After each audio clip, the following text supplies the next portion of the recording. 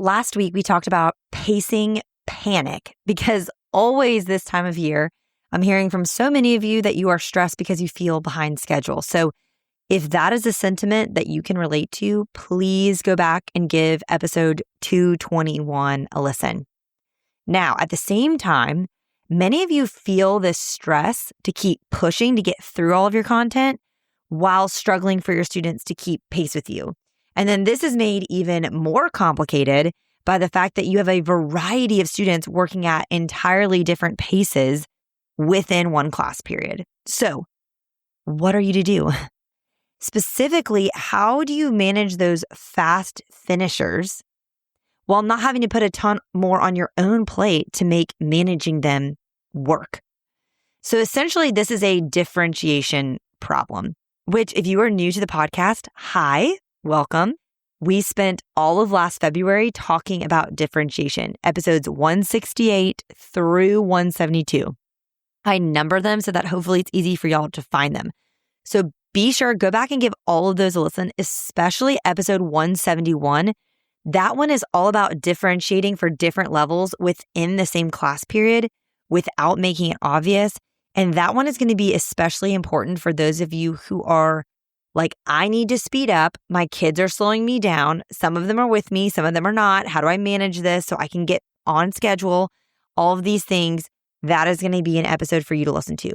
Today, I want to add something new to the differentiation advice that I originally gave last year and give you specific tips for what to do with your fast finishers.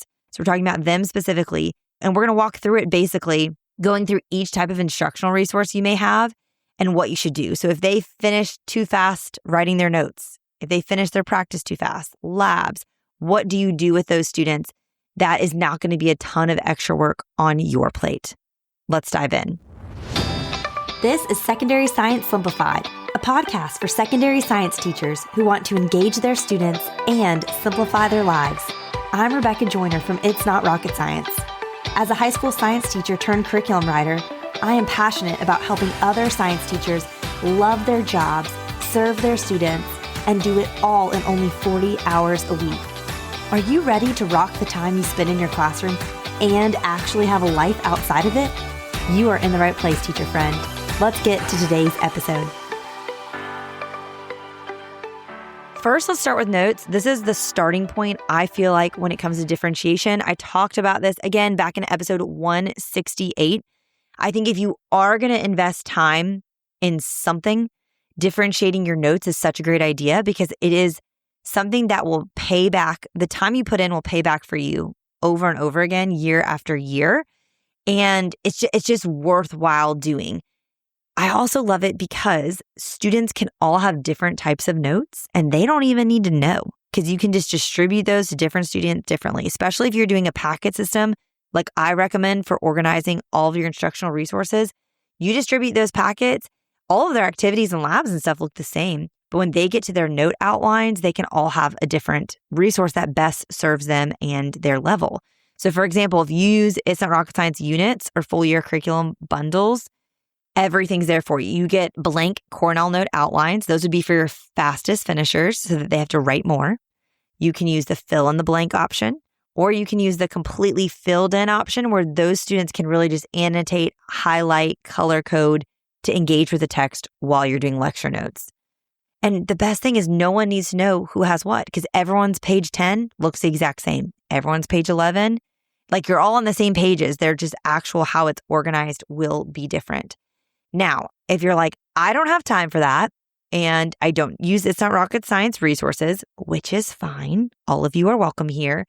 One way that I love to engage fast finishers, and I tend to find they're fast because they're not really writing much down.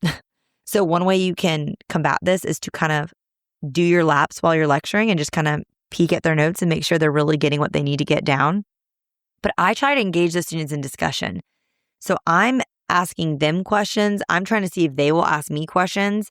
So when they're done writing, we can still have productive conversation where they're not pulling out their phone or anything while other students are finishing up. So that is my recommendation for notes. Differentiate your notes, but at a bare minimum, if you don't have time for that, engage them in discussion. That's where we're going to start talking to them. Now, what do we do with these fast finishers when they finish, reinforcing practice problems quickly, or just really any independent work you send them off to do? What do you do when they finish too quickly? First thing I will say for practice problems is I highly recommend when you write up your practice problems, try to give them like 10 questions. And then when you're assigning it from up front, say, okay, we're just going to do the odds. Then those fast finishers, when they finish and they set their pencil down or their pen down, you go, okay, now you start working on the evens. Like you're just chilling. Go ahead and start working on those. Or a huge thing that I'm a big proponent of, and this is a refrain that I used in my classroom and I use it in my home, is I constantly say, there is one of me, and in my home right now, there are 3 of you. Or in my classroom, there's 1 of me and there's 28 of you, or however many you have. And so set this classroom culture. This is a part of our home culture too, from day one, that if you finish fast, like you're not just going to sit there and distract others or get on your phone or whatever. You are a part of this class and you can help. Say, what can I do to help? A lot of times those fast finishers are your brightest students. So use them. Don't waste them. Send them, say, hey, go check in over there. See if anyone needs help with any of their problems. You don't have to assign them to specific people. Say, hey, go to the right side of the room. I'm going to start on the left. We're going to work our way toward the middle. Just make sure everyone's doing okay. Engage them. Give them a purpose for their time there. That is something you can create in your classroom culture. Also, for me, this is one reason why I love assigning my study guides. I talked all about this. Talked your ear off. You're probably sick of hearing about it in episode 219. Go back and listen to those. But that is something my students can always be working on when they are done. They finish their practice problems. They can pick up their study guide and be working on that. All right, let's talk about labs, because one of the things that inspired me to record this episode was a submission to this year's podcast survey that I sent out. And one of you said, how do I keep everyone on the same pace during lab? Or what can I do for the quick finishers that isn't more work for me? And so I think you really need to be strategic with your lab group planning. And you have 2 options here. One is making sure when you're creating your groups that every group has a variety of abilities. And if you're doing that, and so you have some fast finishers, you have some slower students, you have some in the middle, I think it really helps to assign lab roles so that way everyone plays a part. I personally really, really like to make sure that my students who are a little bit slower, that they get a good role, like actually doing the lab alongside a fast finisher who can help them with that, or they can be like the recorder and they're writing down the data. I give my fast finishers typically a smaller role because they're going to be doing a lot of managing, knowing them. Another option too is to have a group of slower students all in one lab group. And then you divide your fast finishers among, the more average pace students. But then you have that group of slower students all together and you kind of place them near your lab demo table or near where you're kind of typically stationed, and you can help them most easily. So you can kind of help them keep up the pace, not get overwhelmed by the procedures, that kind of thing. Now, one thing I think you can do too, I typically switch lab groups every lab, but I have not had a major problem with this just in terms of how I've run the culture of my class. But I will say, if this is a major problem for you and you're like, how am I supposed to constantly recreate all these different options for groups? I would say make lab groups and say, we're going to be in these lab groups for the whole quarter or the whole semester. And that way, if you're spending a lot of time putting these groups together strategically, then you're not having to constantly change them up every week that you have a lab. I personally always draw popsicle sticks to make groups. I usually do that publicly, but you can do this in private just to get you started. And then, because it can be overwhelming, like how do I arrange these 32 people? But start with letting it be random and then look at the groupings and say, okay, I'm going to swap these 2 people because I can't have, if you have 2 fast finishers in one group, they are just going to bulldoze everyone else. Or if you have, multiple people that can't work together, kind of divvy those up and then say, hey, these are our lab groups for this quarter and let it be. That'll kind of simplify that for you. 2 other things for fast finishers, especially if it's a lab where they're working in really small groups, like in pairs or threes. I love fast finishers to be peer reviewers. They can walk around and say, hey, lay an eye on every person's graph. We've finished the data collection. Now we're working on analysis, whatever. You've already finished all yours. Just go and make sure every single person has labels. You make sure everyone has a title. You make sure everyone's scale is even. Go check in on those things and lay eyes and help each other. Like, I genuinely think this is a great life skill to have. Again, that we are a team as a class. We're all working together. We're not just in it for ourselves and us finishing and then putting in our AirPods and listening to something on our phones while we wait for everyone else. Another option too is lab equipment cleanup. I'll send you to scrub beakers so fast, you won't even know what hit you. There are another refrain in my class, no idle hands. There will be no idle hands in this classroom. So I think that helps too for students that can rush to get them to slow down. And then the students that just finish fast because they're just brilliant, they are oftentimes more eager to help. So you can let them help and give them tasks to do. Those are really, really helpful things. All right, let's talk about projects and tests. First, projects. Again, this is an opportunity for strategic partnerships and groupings. Again, I like to do these publicly so students know it's fair, but if this is a problem in your class, you might need to do this privately so you can make sure things work out the way you need them to work out and you get good groupings together with a lot of variety and ability and paces. I also recommend for slower students, especially if it's an individual project, give them some sort of pacing guide. You can make these yourself, or you can have ChatGPT make them for you. Use some sort of AI to say, hey, we have this project. Here's the rubric. Here's the guidelines. Students are going to get 3 days to work on this in class. Can you create a schedule for my students so that they can know what they need to finish each day to kind of help them? I think that is so helpful. I do this with my PBL packs, my long-term independent research project packs. I have them for every curriculum. They come in the bundles. They're PBL inspired, if you will, but they come with pacing guides to help because that can be a really hard skill, especially for those that are slow. They get really overwhelmed. And then that's another way too to kind of pace your fast finishers to say, hey, if you're getting this done this quickly, you're probably not spending enough time on this. Another thing with projects, y'all, again, this goes back to any independent work, is a la Mad-Eye Moody from Harry Potter, constant vigilance, okay? We are not assigning independent work and then going to sit at our desks. We are constantly monitoring our students. We are making laps around the room. You are getting your 10,000 steps a day, okay? You've never not hit your stand goal on your Apple Watch because you're always standing, you're always watching, you're always going in and slowing down someone who's rushing. You're always going in and then just kind of pepping up someone who's going a little bit too slow and helping them keep up the pace. Another thing specifically for fast finishers, because that's what this podcast is all about, is telling them, hey, I want to save your project, your output, your final product for a sample for students in future years. So can you just make it extra excellent? And you can give them bonus points if you need some sort of reason to motivate them to do that. I have an episode from last year, episode 166. It's how to work smarter, not harder, and really use your students, your greatest free asset in your classroom to help you. That is something I encourage my highest achieving students to do, or especially in an honors class, when you just have those superstars in an honors class that are just so above and beyond advanced, give them that extra push to be I want to save all of your work. I had this one student, Joey, I will never forget him. His mind was special. And he just had such a creative way and a scientific way. It was so fascinating how those two parts of his brain worked so uniquely together. And I would tell him, I love your work. I want to save any and all of it that you will let me save.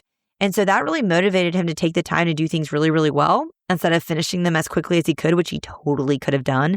And then he would have moved on to reading a Lord of the Rings book or one other, 1,000-page novel. So kind of giving them that can be something you can do too, of flattering their ego and saying you are so talented. I want to save your work. That's something I love to do with projects. Okay, last but not least, with tests. I'm a psycho about my testing procedure, especially when I had 50-minute class periods. We needed every second of the class period so that students could finish the test within that time frame and not roll over into another, because I'm not going to hold your test for you to finish it at another time. Students with IEPs and 504s, obviously, who had an accommodation for extra time did get that. But typically, I would just give them half the test during the class period and then another half of the test at a different time when they came in so that they got their double time, but weren't just able to see the entire test. So when my students walk in for a test, I usually have a sign on my door, it's test day, you know what to do. And I train them to know what to do. They are to come in my class with literally a pencil, maybe a calculator, depending on if it's a quantitative course or not. Nothing else. They don't need extra paper. I will provide that if they need it. They can just walk in. So typically I train them to drop their stuff at their lockers before they came to me. Or if not, they're going to be leaving it all at the front of my classroom. You're dropping your backpack. You're going to be at your seat completely bare with nothing there. No water bottle, nothing. I don't trust you at all. Okay. Absolutely nothing there. So what do they do when they finish? Because they've got nothing at their desk. First thing I would let them do as I collect their tests at the front of the room as they finish is, hey, do you want to grab a book out of your backpack or work for another teacher? That is fine with me. But as they pulled it out, I laid eyes on it to make sure it wasn't anything that had anything on it that their neighbor could look at and cheat from. And I let them work on that. They were never allowed to have tech of any kind in my classroom on a test day, period. I don't care if you finish early, you're just not having tech out. So no tech whatsoever. If they have no book to read, no work to do for another teacher, they're going to help me. If they want to lay their head down and nap, I actually don't care about that at all. You may have different feelings about that, but oftentimes I'd say you're going to help me. Typically on a test day, I need to be making copies for my next unit packet that's going to be distributed to all students the next day. So, hey, I'm going to send you to the copier, and you kind of know who your frequent flyers are, so you can show them how to do it one day and they can make some copies for you. If you share a prep space with another teacher, talk to that teacher. It could also just be a next door neighbor. Y'all know I had several years without a lab space, so I definitely didn't have a prep space. But the years that I did, I would have this lab prep room between my classroom and another teacher's that connected. And I would talk to that teacher and say, hey, if I have a student that finishes a test early, could you use them? Is there something you could have them do? Maybe they're doing a lab in their classroom that day and they're like, yes, send them to the prep room. I'll leave some stuff for them to do. Maybe hole punching stuff, maybe running Scantrons. I don't know. I mean, you might have policies against that. Maybe it's just, again, scrubbing beakers for another teacher. But I can specifically think of Dan, who I shared a prep room with for 2 years, doing this and us doing this for each other. Because test days especially are the ones where you just don't want them just staying in your room distracting other students. So we'd send them out and say, how can you help? Especially the years where his chemistry students could even come in and they would finish a test. They were obviously tended to be the highest achieving students in that class. They could come into my physical science periods if I was teaching that at the same time and help those students. Walk around and help me monitor. Or his AP students could come in and help with my on grade level students or whatever it would be, and vice versa. So I highly recommend engaging your coworkers in that way and saying, hey, how can we help each other? Or do you need copies? Because my packets are a little bit more complicated to make copies of. You have to know how to collate, or else it's kind of a nightmare how they all print out. But other teachers who don't do that, you could go make copies of their lab for the next day for them. That's just something you can really, really do well. And that's a way you can work together as a team and kind of use each other's fast finishers. Okay, I hope this gave you some great ideas to get started. Your take-home challenge is go ahead. At this point in the year, you know who those frequent flyer fast finishers are. Go ahead and pull them aside for a chat this week and let them know, if you've had bad expectations or gotten into bad habits with them about what you've let them do, set the tone differently now. Say, hey, expectations are changing. This is how we're going to do this the rest of the school year. I need you to be on board with this, okay? And kind of get them on your same page, or go to your next door neighboring teacher and say, hey, do you want to do something like this where we kind of can use each other's fast finishers to get some tasks done? Work smarter, not harder, teacher friend. Use those fast finishers, okay? I referenced a lot of other podcast episodes and also my units, my full year bundles. And so if you want links to those, especially that differentiation series, head to itsnotrocketscienceclassroom.com/episode 222 for the show notes. If you have not left a rating and review for the podcast yet on Apple or a comment on Spotify, I would love it if you did, especially if you now feel energized and maybe equipped to manage your fast finishers a little better and a little bit simpler the rest of this school year. All right, teacher friends, that wraps up today's episode. If you're looking for an easy way to start simplifying your life as a secondary science teacher, head to itsnotrocketscienceclassroom.com/challenge to grab your classroom reset challenge. And guess what? It's totally free. Thanks so much for tuning in, and I'll see you here next week. Until then, I'll be rooting for you, teacher friend.